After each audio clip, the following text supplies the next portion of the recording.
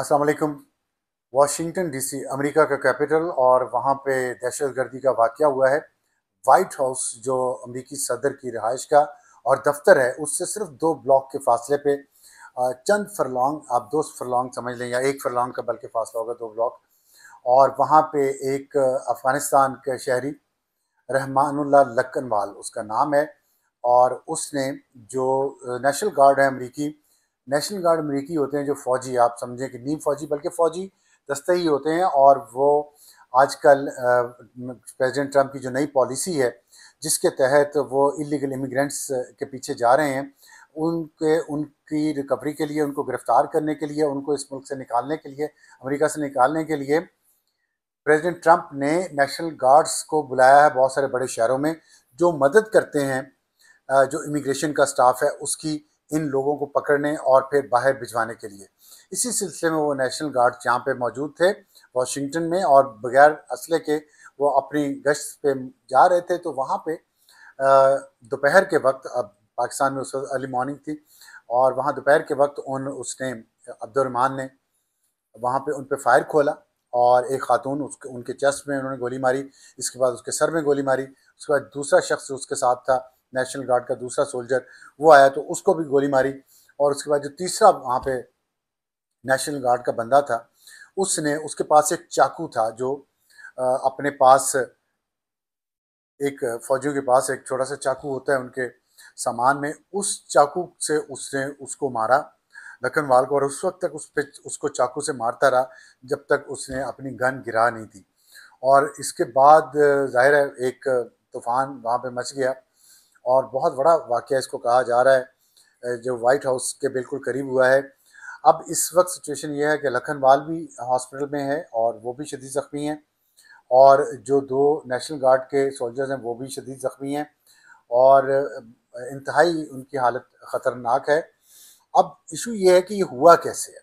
अब इस पे सवालात पूछे जा रहे हैं, उस पे कुछ थोड़ा-सा हमने भी काम किया। मैंने सोचा कि आपको इस बारे में बता दें कि पाकिस्तान में तो दहशतगर्दी बहुत हो रही थी, लेकिन अब ये दहशतगर्दी और उसमें अफ़गान सिटीज़न्स इन्वॉल्व होते थे। पाकिस्तान बहुत अरसे से वार्न कर रहा था रीजनल कंट्रीज़ को भी और इंटरनेशनल कंट्रीज़ को भी कि अफ़गानिस्तान के अंदर जो तालिबान हुकूमत है, वहाँ से दहशतगर्दी के तमाम ग्रुप्स वहाँ पे मौजूद हैं, एक आइडियोलॉजी वहाँ पे मौजूद है, वहाँ पे ट्रेनिंग फैसिलिटीज़ मौजूद हैं, जिससे वो दूसरे पाकिस्तान में ख़ास तौर पे दहशतगर्दी के वाक़यात हो रहे हैं। लेकिन इसके साथ अमेरिका के कुछ सोशल मीडिया अकाउंट्स हैं जो वार्न कर रहे थे अमेरिकियों को कि अलकायदा का इन्फ्लुएंस अफ़गानिस्तान के अंदर बहुत ज़्यादा है, बढ़ रहा है, आईसिस है और दाइश भी यहाँ पे मौजूद है। तो इसलिए अमेरिका को चाहिए कि वो अफ़गानिस्तान की फंडिंग बंद कर दे तालिबान हुकूमत की, क्योंकि तालिबान हुकूमत कोई काम नहीं कर रही, ना ही इन दहशतगर्दों को रोकने पे, ना ही इस आइडियोलॉजी पे काम करने पे। लेकिन इसमें ट्विस्ट ये है कि ये जो रहमानुल्लाह लखनवाल है, सॉरी मैंने अब्दुलरहमान पहले शायद कहा, रहमानुल्लाह लखनवाल, ये नेटो फोर्सेस के साथ काम कर चुका है। कंधार फोर्स एक उनकी थी, एक ग्रुप था, उसके साथ इसने 11 साल काम किया है।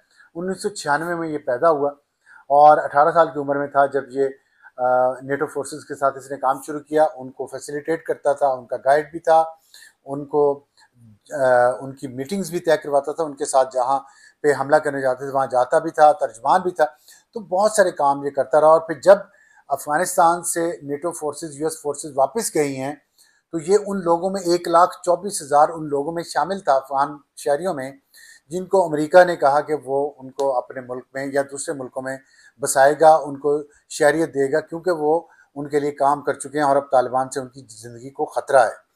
ये उन तमाम जो आखिर में जहाज़ यहाँ से गए हैं काबुल और कंधार से, आपने तस्वीरें देखी होंगी, जब अफ़गान शहरी चिपके हुए थे जहाज़ जहाज़ के बाहर भी और जहाज़ के ऊपर भी बैठे हुए थे, और वो जहाज़ उड़ने की कोशिश कर रहा था। बहुत आइकॉनिक पिक्चर्स हैं, आपने देखी होंगी ज़रूर।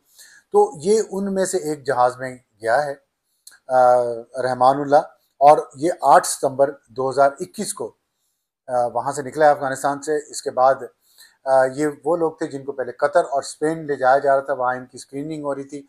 कुछ लोग, बहुत सारे अमेरिका ने पाकिस्तान में भी ठहराए अफ़गान शहरी, क्योंकि एकदम से इनको ले जाना, इनकी स्क्रीनिंग करके किए बगैर अमेरिका में दाखिल करना अमेरिकियों के लिए मुश्किल था, क्योंकि वो नहीं चाहते थे क्योंकि ऐसे लोग आ जाएं जो मुजरमाना ज़हनीत रखते हों। लेकिन बहरहाल ये उसमें चला गया और वहाँ जाके इसको चंद हज़ार डॉलर भी दिए गए और इसको इसकी सिफारिशें भी की गई मुख्तलिफ जगहों पे काम करने के लिए अमेरिका की तरफ से, होमलैंड सिक्योरिटी की तरफ से। और लेकिन सितंबर 2025, आज से 2 महीने पहले, इसका जो वीज़ा था या इसका जो परमिट था अमेरिका में रहने का, वो एक्सपायर हो गया और अब ये पिछले 2 महीने से इलीगल था।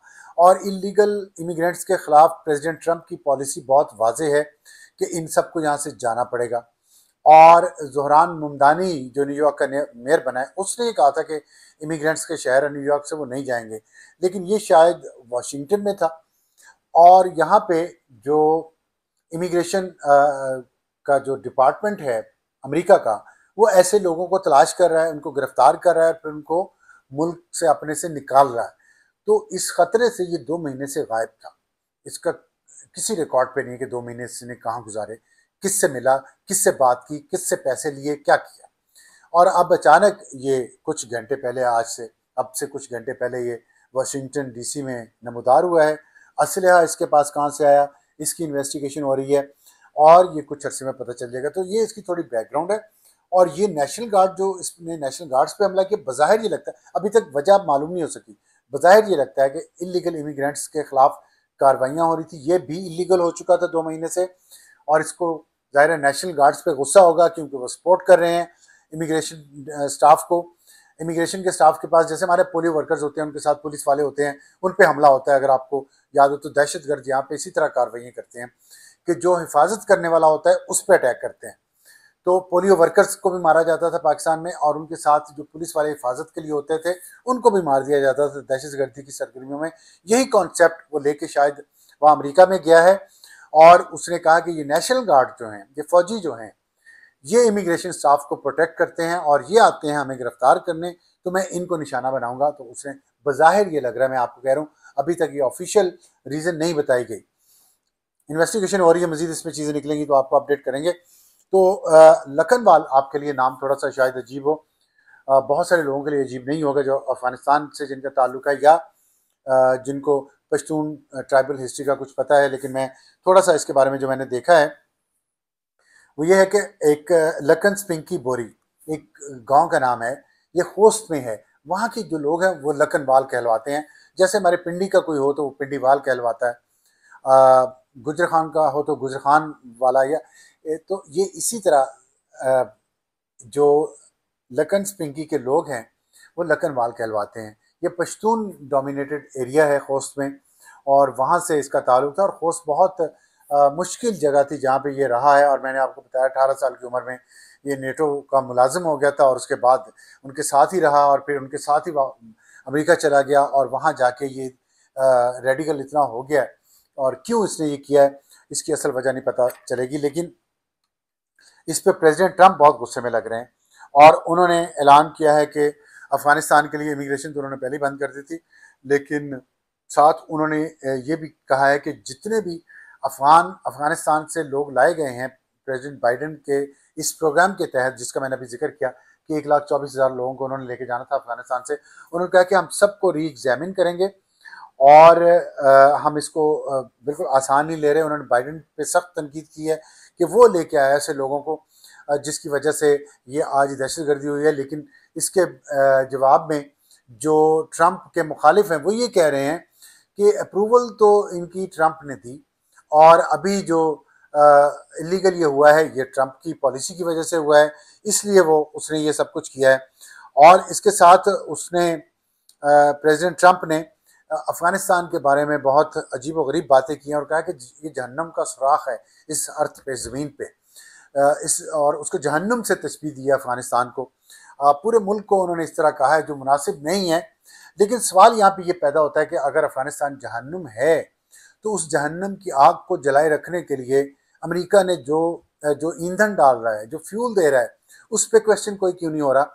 वो क्या फ्यूल है मैं आपको बताता हूँ, और उसमें बाइडेन भी शामिल है, उसमें ट्रंप भी शामिल है, और उसका खमियाजा सबसे ज़्यादा भुगता है पाकिस्तान ने। यहाँ पे जितना असलहा छोड़ के $60 बिलियन का असलहा अमेरिका छोड़ के गया बाइडेन के दौर में। उसके बाद उन्होंने एक मुआहिदा किया कि तालिबान को हर हफ्ते वो $70 मिलियन देंगे खैरात, जो उनको देते रहे। फिर ट्रंप आया, उसने कम बंद कर दिया, फिर दोबारा शुरू किया तो कम कर दिया, लेकिन अब भी $40 मिलियन, $4 करोड़ हर हफ्ते कैश में अफगान तालिबान को अमेरिका दे रहा है। और ये मैंने कैलकुलेशन की है, ये जहन्नुम कहा है ना अफगानिस्तान को, और जहन्नुम की आग पे तेल कौन डाल रहा है? अमेरिका खुद। पहले मैं आपको बताया बाइडेन ने क्या किया और अब ट्रंप क्या कर रहा है। और ये ट्रंप आए हुए अभी मेरा ख्याल है 10-11 महीने हुए हैं, $1 बिलियन से ज्यादा दे चुका है। मैं आपको ये बताऊं कि जो $4 करोड़ हर हफ्ते मिल रहे हैं, एक महीने के बनते हैं ये $160 मिलियन, $16 करोड़। 16 करोड़ कितने होते हैं पाकिस्तानी रुपीज में? 45 अरब रुपया। 45 अरब रुपया जो लाहौर इस्लामाबाद मोटरवे बनी थी ना, उसके ऊपर जो खर्चा आया था, वो पहला एस्टिमेट था $17 बिलियन, फिर $23 बिलियन की वो बन गई थी। तो इनको हर हफ्ते तालिबान को 45 अरब रुपया इनके मुंह में, इस जहन्नुमियों, ये जहन्नुम की आग भड़काने वालों के मुंह में अमेरिका डाल रहा है हर हफ्ते, सॉरी हर महीने। अब ये आप इसको साल पूरे पे ले जाए, एक साल में बनता है $1.9 बिलियन। अगर आप $2 बिलियन रफली कर लें, और मुल्क भी दे रहे हैं, यूरोपियन कंट्रीज दे रहे हैं, कतर दे रहा है, इंडिया दे रहा है।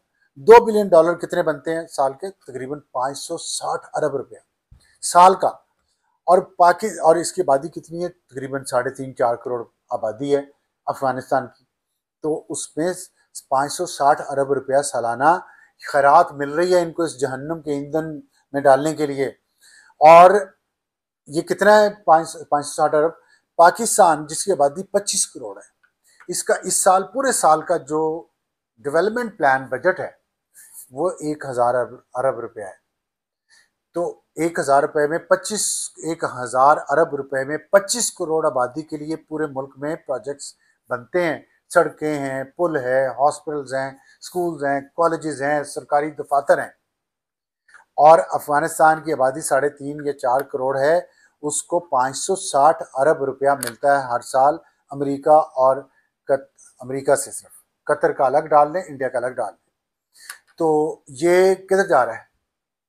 ये जेबों में जा रहा है उन तालिबान लीडर्स की जो हुकूमत कर रहे हैं, जो काबीना के मेंबर हैं, जिनके अपने बच्चे और बीवियां बाहर हैं। और ये उस अफगान रूलिंग इलीट को जा रहा है जो बाहर बैठ के बाहर जायदादें बना के बैठे हैं और इस खित्ते में दहशत गर्दी को फरोग दे रहे हैं लिसानी बुनियादों पर। और ये मैं आपको सिर्फ एक साल का $2 अरब बताया है। आप सोच रहे 4 साल हो गए हैं इन तालिबान को आए हुए, कितने अरब डॉलर आए हैं। और फिर और वो पहले पैसे ज्यादा आ रहे थे। फिर उससे पहले जो अमेरिका ने इनको पिछले 20 साल में यहाँ पे अफगानिस्तान को कुछ 60-70 अरब डॉलर दिए, वो अलग हैं। और वो किधर गए? अफगानिस्तान में लगे। आपको कोई वहां पे डैम्स, कोई ब्रिजेस, कोई मोटरवेज, कोई एयरपोर्ट्स, क्या है वहां पे? तो सोचे ये पैसा किधर गया? ये पैसा इस सारी जंग में वॉर लॉर्ड्स के दरमियान इनमें आपस में तकसीम हुआ है, जिसमें ये तालिबान मुल्ले भी हैं, जिसमें ये सुरखे जो पहले थे वो भी हैं, जिसमें सो कॉल्ड मुजाहिदीन भी हैं, जिसमें रूलिंग एलीट भी है, हामिद करजई और अशरफ गनी जैसे लोग, और इनके सपोर्टर्स भी हैं। ये सब लोग, इन सब ने पैसा कमाया। सफर कौन हुआ? मरा कौन? गुर्बत में कौन गया? गरीब अवाम अफगानिस्तान का। और कमा खा कौन रहा है? ये लोग। तो ये तो प्रेसिडेंट ट्रंप को सोचना चाहिए ना कि किस बात के लिए इस जहन्नुम के दरवाजे को वो मुसलसल फ्यूल डाल रहा है, यहाँ पे आग को भड़का रहा है, जिससे अब दहशत गर्दी ज़ाहिर फैल रही है। खित्ते के बाद अब इंटरनेशनल हो गई है। तो आज के लिए इतना ही। इस पर मज़ीद जो अपडेट होगी हम आपको बताएंगे उसके बारे में। तब तक के लिए खुदा हाफिज़।